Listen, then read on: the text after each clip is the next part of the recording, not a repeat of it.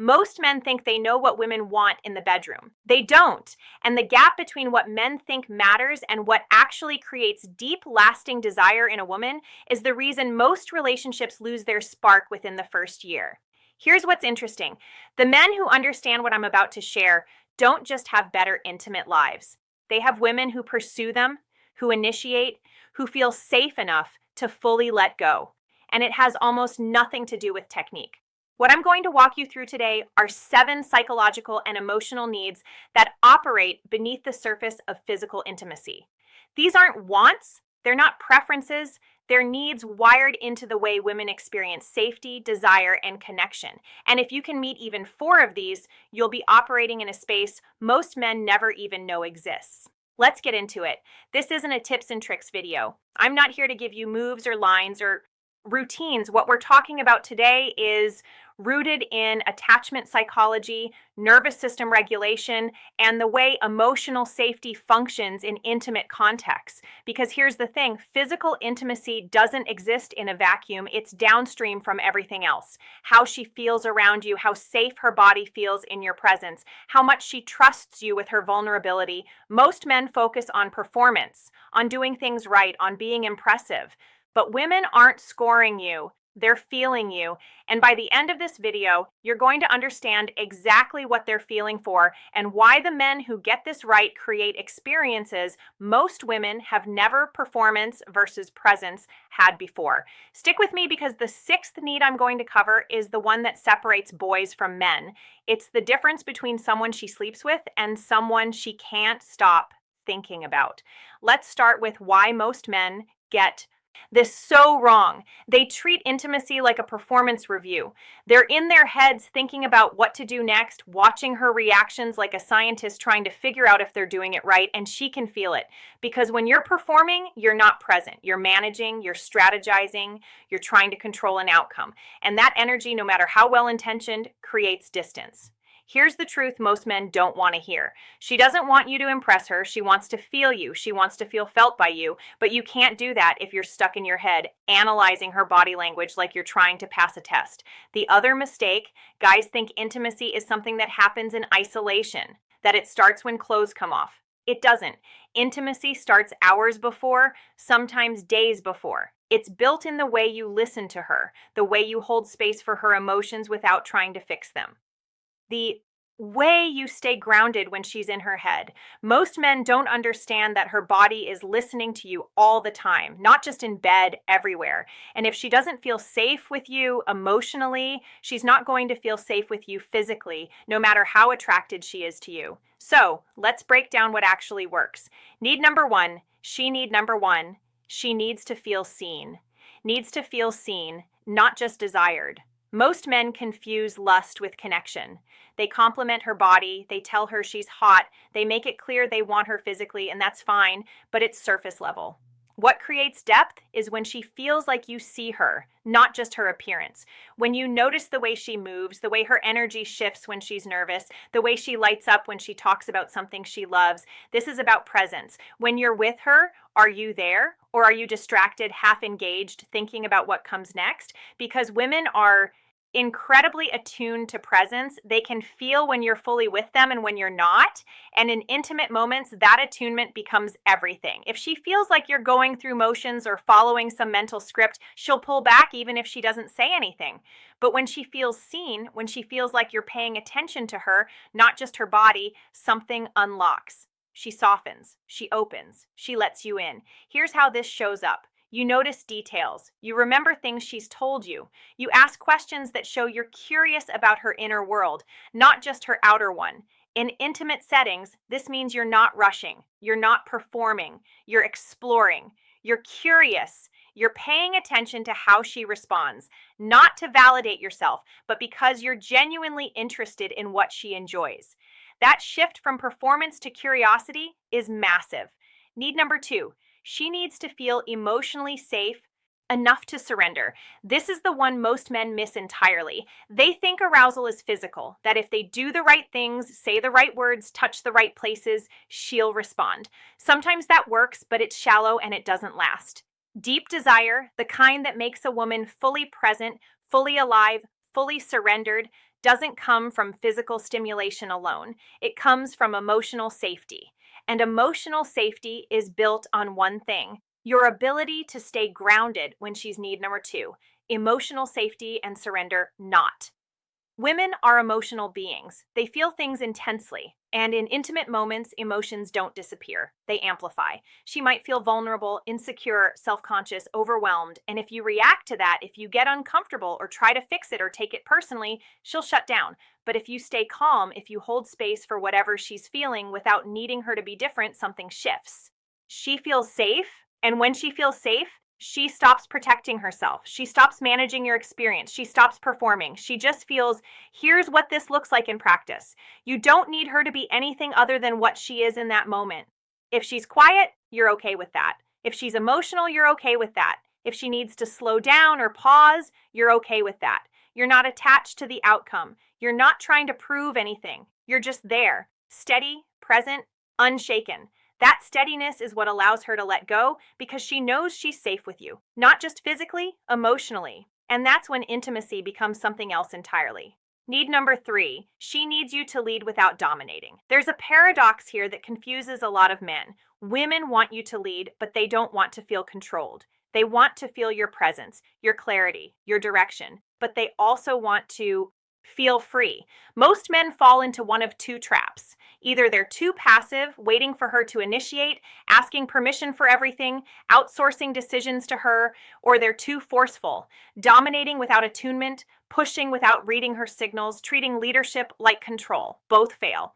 Real leadership in intimacy is about creating a container. She feels safe inside. It's about initiating without pressure, guiding without force, being clear in your desire while staying attuned to hers. It's confidence without arrogance, presence without aggression. Here's the key distinction.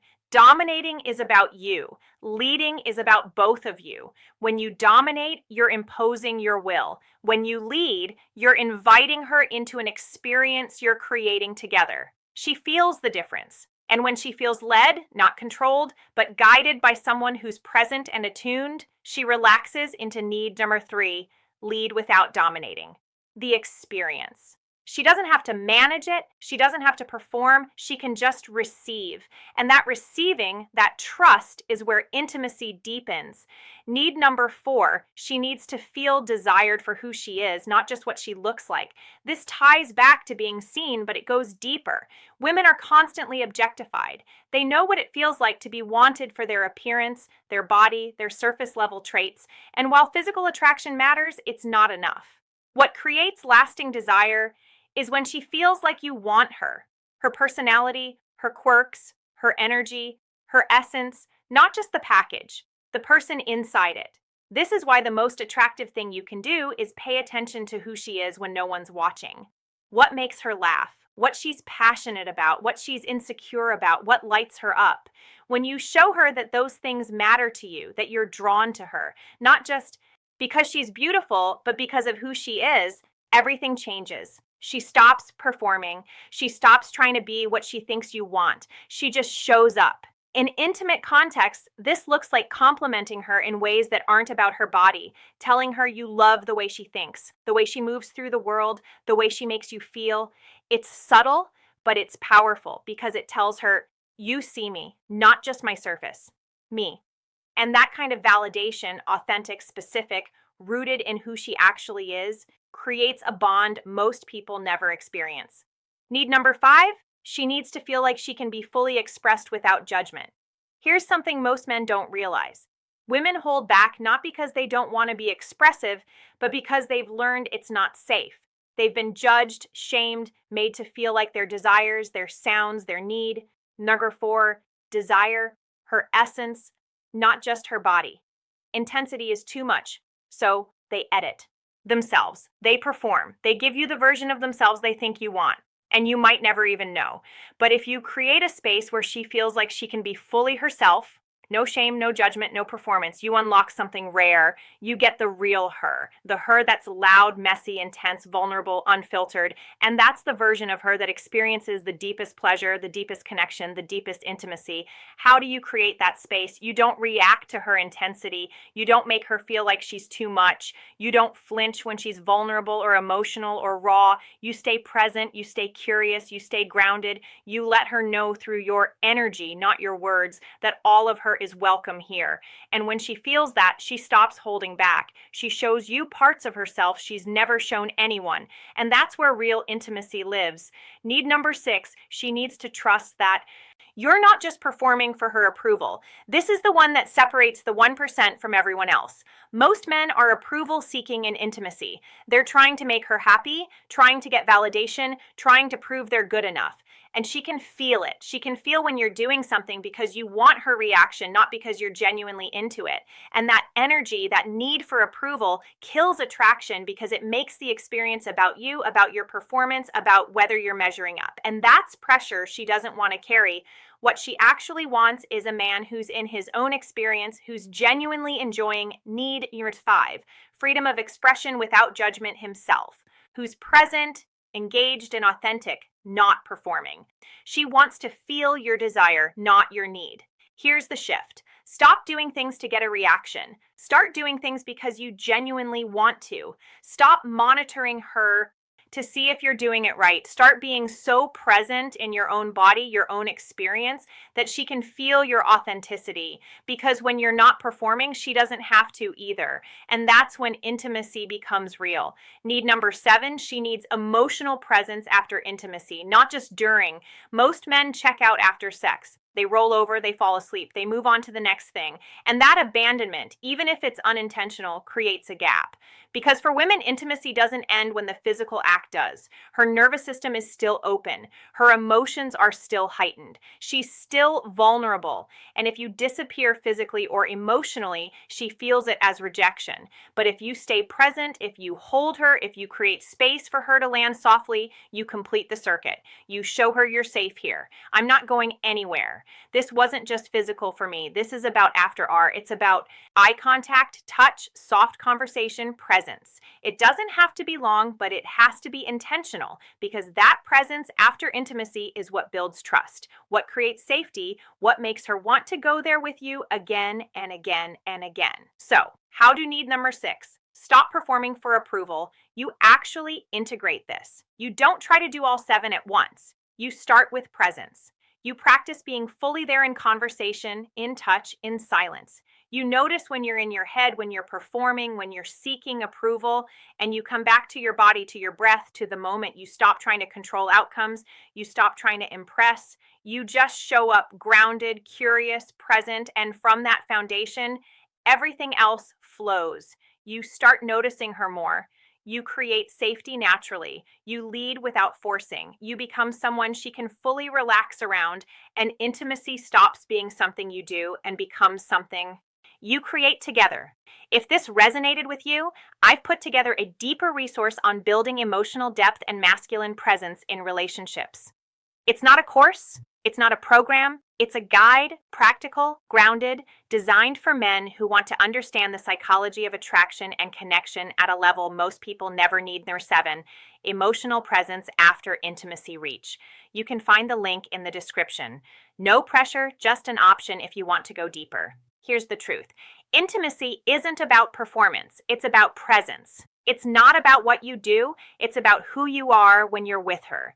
And the men who understand that the ones who can stay grounded, attuned, and emotionally available don't just satisfy women physically. They satisfy them emotionally, psychologically, spiritually. They create experiences most women have never had, not because they're trying to, but because they've learned to show up as themselves, fully present, fully human, fully alive. How to integrate all 7 needs. That's the 1%. And if you made it this far, you're already closer than you think. If this hit, leave a comment. Let me know which of these 7 needs surprised you most. And if you're not subscribed, now's the time. I'll see you in the next